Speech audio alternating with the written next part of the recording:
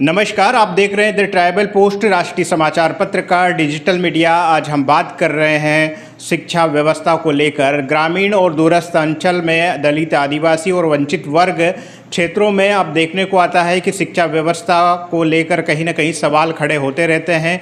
कहीं जर्जर भवन की बात होती है तो कहीं रास्ते नहीं होते, कहीं बाउंड्री वाल, तो कहीं शिक्षा की जो गुणवत्ता है वो कमज़ोर दिखाई देती है। इसी को लेकर आज के डिबेट में हमारे साथ जुड़े हुए रघुवीर सिंह जो कि झारखंड से आते हैं और रमेश मस्कोले जी जो कि मध्य प्रदेश से आते हैं। दोनों ही मेहमानों का हमारे चैनल में बहुत बहुत स्वागत है। तो पहला सवाल हमारा रहेगा रघुवीर जी से। सर, आप बताएं, जो शिक्षा व्यवस्था है, शिक्षा को लेकर कहीं ना कहीं जो सरकार पर सवाल खड़े होते हैं और कहीं ना कहीं ग्रामीण क्षेत्रों में देखने में आता है कि जो वंचित वर्ग के जो बच्चे हैं, दूरस्थ अंचल में देखते हैं कि जिनका प्रतिशत जो है शिक्षा में पहले होता था कि 100% बच्चे शिक्षा की ओर जाते थे, स्कूल की ओर जाते थे, लेकिन अब वही बच्चों की संख्या कम हो रही है। इसका क्या कारण है सर? पहला सवाल। सबसे पहले जोहार सर। खास करके कोरोना के बाद जो हमारे ग्रामीण क्षेत्र में शिक्षा व्यवस्था का ग्राफ गिर रहा है, स्तर गिर रहा है, उसका 3 कारण हम देखते हैं। पहला कारण तो दिखाई पड़ रहा है हमको गरीबी, दूसरा कारण बेरोजगारी और तीसरा महंगाई भी दिखाई पड़ रहा है। अभिभावक इतना त्रस्त हैं, मैं अपने आंखों से अगल बगल देख रहा हूँ कि उनको सिर्फ अपनी जुगाड़ में समय व्यतीत हो जा रहा है, अपने बच्चों के साथ वो समय नहीं दे पा रहे हैं। अभिभावक को थोड़ा इतना सहूलियत होनी चाहिए कि कम से कम अगर बच्चे के पीछे पर डे 2, 4, 10, 20 खर्च करना पड़े और स्कूल भेजना पड़े तो कर पाएँ। उसमें भी अधिकतर गार्जियन सक्षम नहीं हो पा रहे हैं। ये दिखाई पड़ा एक कारण। दूसरा चीज़ है महंगाई जो है। जी जी जी। कुछ तो किताबें सरकार की ओर से मिलती हैं, लेकिन बच्चों के लिए जो घर में तैयारी करने के लिए चाहिए वो अभिभावक पूरा नहीं कर पा रहे हैं। मतलब बिल्कुल आवारा बच्चे की तरह बच्चे स्कूल जा रहे हैं, आ रहे हैं, बस इतना ही अभिभावक कर पा रहे हैं। जी जी, बिल्कुल बिल्कुल। और आते हैं आपके पास मस्कोले जी। बताएं, जो शिक्षा में जो क्षेत्र में आप भी समाज से क्षेत्र से जुड़े हुए हैं, समाज में सक्रिय भूमिका निभाते हैं, तो क्या दूरस्थ अंचल में जो शिक्षा को लेकर न कहीं जो सरकारी सिस्टम को लेकर सरकारी स्कूलों में बच्चों की संख्या कम होने का क्या कारण है? इसमें क्या कर सकते हैं? सभी को सेवा जोहार। आपके सभी दर्शकों को मेरी ओर से नमस्कार। जैसा कि आपने कहा, वाकई में इस समय वर्तमान में जो शिक्षा हमारी जो पद्धति है और विशेष तौर से हमारे आदिवासी अंचलों की शिक्षा की बात की जाए तो बहुत ही जटिल समस्या इस समय हम आदिवासियों के बीच में उत्पन्न हो रही है। जैसा कि विश्वकर्मा जी की बात से बहुत हद तक सहमत हूँ कि एक तो गरीबी, महंगाई और शिक्षा का जो स्तर है ग्रामीण क्षेत्र में वो शहरी क्षेत्र की अपेक्षा काफ़ी निम्न स्तर का है। बहुत से आप आदिवासी क्षेत्रों में जाके देखिए, वहाँ के बहुत से भवन इस लायक भी नहीं है कि वहाँ बच्चे बारिश में बैठ सके। जब बच्चे बारिश में नहीं बैठ पा रहे हैं, टीचर समय से स्कूल नहीं पहुँच पा रहे हैं, तो शिक्षा का स्तर का आप अनुमान लगा सकते हैं। शहरी क्षेत्रों में जब बच्चे पढ़ने आते हैं 5वीं 8वीं कक्षा क्लियर करके, तो शहरों में यहाँ पर जो हॉस्टलों की संख्या है वो उनमें बहुत से लोगों को अवसर ही नहीं मिल पाता है कि उसमें प्रवेश ले पाए। हम अभी बीच में यहाँ हरदा जिले की बात करना चाहूँगा मैं, मध्य प्रदेश के। यहाँ भी बहुत से लोग जो भी प्रवेश से वंचित रह गए हैं, तो उनमें जो गरीबी जो आड़े आ रही है शिक्षा में, बहुत से लोग ऐसे भी हैं जो यहाँ पर शहरी क्षेत्र में शिक्षा तो लेना चाहते हैं। आदिवासी समाज जागृत हो रहा है, मुख्य धारा से जुड़ना भी चाह रहा है, शिक्षित भी होना चाह रहा है, पर उसके सामने सबसे बड़ी जो समस्या आ रही है वो आर्थिक रूप से आ रही है। आर्थिक रूप से आदिवासी समाज बहुत पिछड़ा हुआ है और वो अभी इस लायक पूरी तरह से सक्षम नहीं हो पाया है कि वो शहरी क्षेत्र में आकर के एक मकान लेकर के और शिक्षा को ग्रहण कर सके। तो एक आर्थिक रूप से जो मुद्दा है वो भी हमारी शिक्षा के आड़े आ रहा है।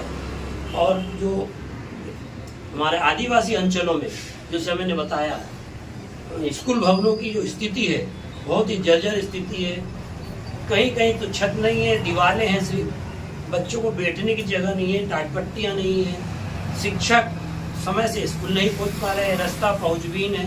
तो ऐसे में शिक्षा के स्तर का जो से आज हमारा जो भारत देश है, एक शिक्षा जो है हर समाज की सभ्यता को विकसित करने का एक उत्तम माध्यम है शिक्षा। लेकिन जब हमारा आदिवासी बच्चा पूर्ण रूप से शिक्षित ही नहीं हो पाएगा तो सामाजिक सभ्यता को, हमारे सामाजिक संस्कृति को आगे कैसे बढ़ा पाएगा।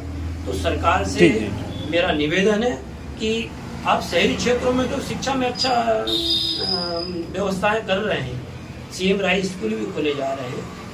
मेरा माननीय शासन से निवेदन है कि ग्रामीण क्षेत्रों में, विशेष तौर से आदिवासी अंचलों में, जो कि मध्य प्रदेश में बहुतायत से आदिवासी निवास करते हैं, यहाँ पर शिक्षा के स्तरों पर विशेष ध्यान देने की जरूरत है। स्कूलों में शिक्षा के लिए पुस्तकें तो उपलब्ध करा दी जाती हैं, शासन हर प्रकार की सुविधाएं उपलब्ध करा रहा है, लेकिन वहाँ तक जो सुविधाएं है, शासन की योजनाएं वो पहुँच नहीं पा रही हैं। तो इसका प्रसार भी आपकी योजनाओं का, शासन की योजनाओं का प्रसार भी आदिवासी अंचलों तक नहीं पहुंच पा रहा है। शिक्षा में पिछड़ेपन का एक मुख्य कारण यह भी है। जी जी, बिल्कुल बिल्कुल। लौटते हैं आपके पास। विश्वकर्मा जी, एक सवाल है आपसे। ये जो समस्या बनी हुई है, इसके लिए क्या प्रचार प्रसार और सामाजिक संगठन है और जनप्रतिनिधि है, और किस तरह से सरकार की भूमिका रहती है ताकि उनको ज़्यादा से ज़्यादा शिक्षा से जोड़ा जा सके? क्या मुहिम होना चाहिए इसमें? सर, हम देखते हैं, हम जिस स्टेट से हम बिलोंग कर रहे हैं, झारखंड में खास करके, तो जो बेहतरीन शिक्षक हैं वो शहरों की ओर भागते हैं, और ये व्यवस्था की कमी है कि उनको भागने का अवसर दिया जाता है सरकार की ओर से। जैसे अभी हमारे पैनल के सर बता रहे थे कि आदिवासी क्षेत्रों के शैक्षणिक विकास के लिए अगर सरकार चाहे तो बेहतरीन शिक्षक को ग्रामीण स्तर में भेजा जाए और उनका मॉनिटरिंग भी किया जाए। क्योंकि देखिए, हम खुद ही एक शिक्षक भी हैं, तो हम देखते हैं कि बच्चे मिडिल तक उच्चतर प्राथमिक पास करने के बाद भी अपना नाम सही लिख नहीं पाते। 8 साल जिस विद्यालय में बच्चा पढ़ा और ठीक से लिख नहीं पा रहा है, क्या शिक्षक दोषी नहीं है? तो इसके लिए चाहिए सरकार को कि बेहतरीन शिक्षक को ग्रामीण क्षेत्र में रिक्रूट करे। कैसे स्कूल हैं जहाँ पर एक भी सरकारी यूनिट नहीं, बिना सरकारी यूनिट के बच्चे पढ़ रहे हैं, वो क्या बोलते हैं, पारा शिक्षकों के बल पर। जो पूर्णता हम अयोग्य तो नहीं कहेंगे, लेकिन उनके भी कई कारण हैं जो वो पिछड़े शिक्षक में गिनती आते हैं। तो अच्छे शिक्षकों को जो है ग्रामीण क्षेत्र में नियुक्त किया जाए, और कुछ जागरूकता, जो पूर्व बोल रहे थे कि 2020 से पहले और पहले भी ग्रामीण क्षेत्रों में भी शिक्षा बेहतरीन दी जाती थी। इसका कारण था सपोर्टिंग कार्यक्रम सरकार की चलती थी, जैसे रात्रि पाठशाला, प्रौढ़ शिक्षा, जिसमें उनको समझाया जाता था कि आप किसी कारण नहीं पढ़ पाए, कोई बात नहीं, आपके बच्चे अगर पढ़ेंगे लिखेंगे तो आगे बढ़ेंगे तभी आपके बच्चे आगे बढ़ेंगे। ये उनके दिमाग में प्रेशर मोड में, मिशन मोड में डालना होगा। ये मेरा मानना है। बिल्कुल बिल्कुल ठीक है। लौटते हैं आपके पास। मस्कोले जी, क्या जनप्रतिनिधि, सामाजिक संगठन की भूमिका नहीं बनती है कि ऐसे जो शिक्षा के क्षेत्र में कहीं ना कहीं जो असुविधाएं देखने को मिलती है उसके लिए आवाज़ उठाएं और सरकार तक के माध्यम बन के वो समाधान करवाने का प्रयास करें? बिल्कुल, आपका बिल्कुल कहना एकदम सही है। जनप्रतिनिधियों की जवाबदारी तय होती है, बनती है उनकी, कि जनप्रतिनिधि जिस क्षेत्र का कर रहा है, अगर वो वहाँ की समस्याओं का विशेष तौर से बच्चों की शिक्षा के ऊपर अगर ध्यान नहीं देगा और अपनी बात को, उनकी बात को, आदिवासी क्षेत्र की बात को जब तक वो शासन प्रशासन तक बड़े स्तर पर नहीं ले जाएगा। जनप्रतिनिधि चुना किस लिए जाता है? इसलिए तो चुना जाता है कि हर व्यक्ति जाके अपनी बात शासन के पास नहीं रख सकता है।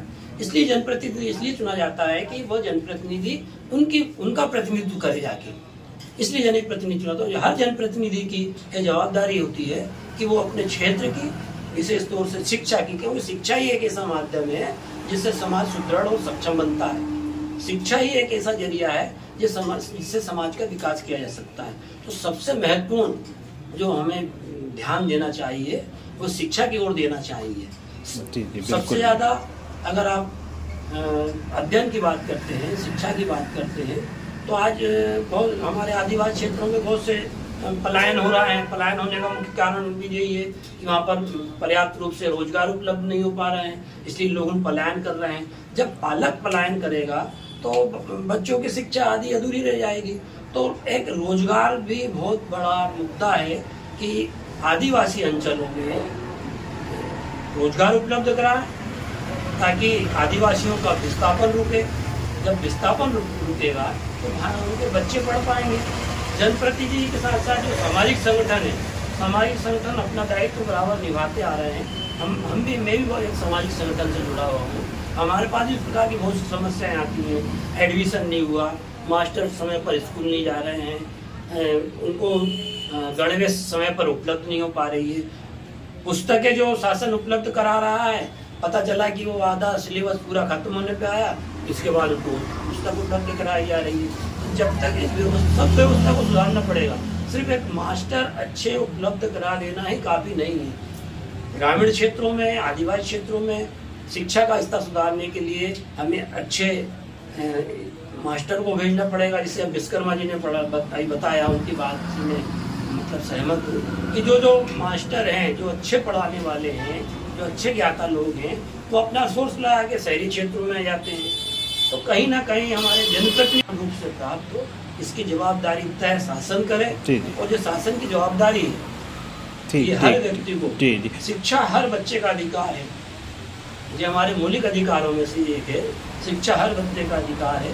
तो मतलब उन्हें भी वही शिक्षा मिलना चाहिए जो आदिवासी अंचलों में निवास कर रहे हैं। क्योंकि शहरी क्षेत्र के बच्चे को मिल रहा है, ऐसे ही वहाँ भी शिक्षा की गुणवत्ता, समय पे शिक्षक उपलब्ध हो, अच्छे शिक्षक उपलब्ध हो, इस ओर ध्यान आकृष्ट होना चाहिए शासन का। बिल्कुल बिल्कुल बिल्कुल। विश्वकर्मा जी के पास लौटते हैं। सर, आप क्या संदेश देना चाहेंगे अब शिक्षा को लेकर? अब हम समय को देखते हुए आप एक संदेश बता दें आपकी ओर से कि क्या संदेश देना चाहेंगे एजुकेशन को लेकर? संदेश यही देना चाहेंगे कि देखो, अभी सर पैनल वाले सर जो बता रहे थे, आदिवासी बच्चे हो या अन्य बच्चे भी, लेकिन विशेषकर आज 21वीं सदी में ये इतना पिछड़ गए हैं जिसमें 90% सरकारें जिम्मेवार हैं, 5% हमारा समाज भी जिम्मेवार है और 1% हमारे ऐसे बुद्धिजीवी लोग भी जिम्मेवार हैं।